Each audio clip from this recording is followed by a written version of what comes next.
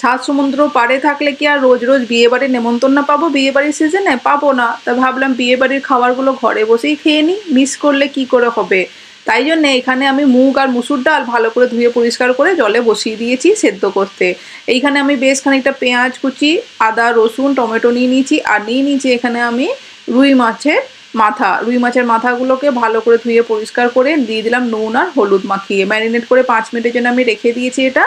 দিয়ে তারপরে এটাকে গরম গরম তেলের মধ্যে আমাদেরকে ভাজতে হবে। তেলটার জন্য সবার প্রথমে আমি কড়াই গরম করতে বসিয়ে দিয়েছি।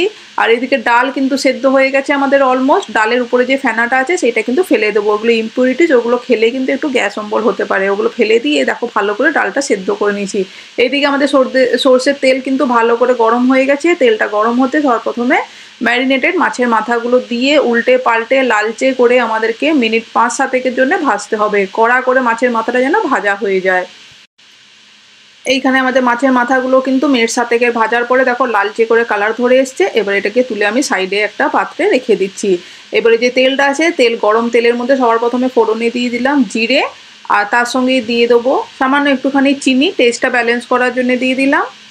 তারপরে দিয়ে দিচ্ছি বেশ খানিকটা এখানে পেঁয়াজ আর রসুন কুচি। আমি কিন্তু এখানে আদা ব্যবহার করছি না, জাস্ট রসুন আর পেঁয়াজটাকে চপারের সাইজে ফাইনলি চপ করে নিয়েছি দিয়ে, আর পেঁয়াজের পরিমাণটা কিন্তু বেশি রেখেছি এখানে। দিয়ে ভালো করে নেড়ে চেড়ে ভাজতে হবে যতক্ষণ না কাঁচা গন্ধ চলে যাচ্ছে রসুন থেকে।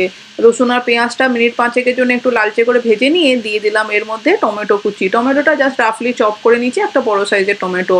আর টমেটো যাতে ভালো করে গলে যায় তার সঙ্গে দিয়ে দিলাম ঝালের জন্য কাঁচা লঙ্কা আর একটু পরিমাণে নুন হলুদটা দিয়ে একটু সামান্য জিরে গুঁড়োও দিয়ে দিলাম। আর নুনটা দেওয়ার জন্য টমেটোটা তাড়াতাড়ি মেল্ট হয়ে যাবে।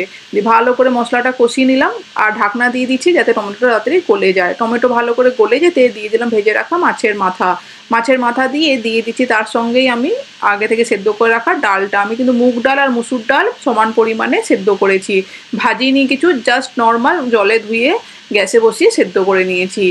এরপরে এখানে মিক্স করে নিয়ে বেশ খানিকটা জল দিয়ে দিলাম, উষ্ণ গরম জল অবশ্যই দিয়েছি। আর মাছের মাথা কিন্তু ভাঙিনি, মাছের মাথাটা গোটা গোটাই রয়েছে।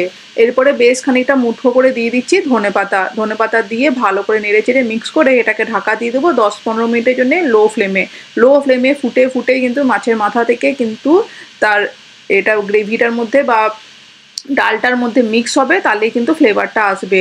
এই মাছের মাথা দিয়ে ডালটা খেতে যে কি অসাধারণ লাগে কি বলবো। আর দিয়ে নামানোর আগে লাস্টে একটু গরম মশলা আর তার সঙ্গে একটুখানি গাওয়া ঘি, গ্যাসের ফ্লেমটা অফ করে ভালো করে মিক্স করে এটাকে একটু ঢাকা দিয়ে স্ট্যান্ডিং টাইম দিয়ে গরম গরম ভাতের সঙ্গে খাও দাও, মজা করো। ভালো লাগলে লাইক শেয়ার সাবস্ক্রাইব।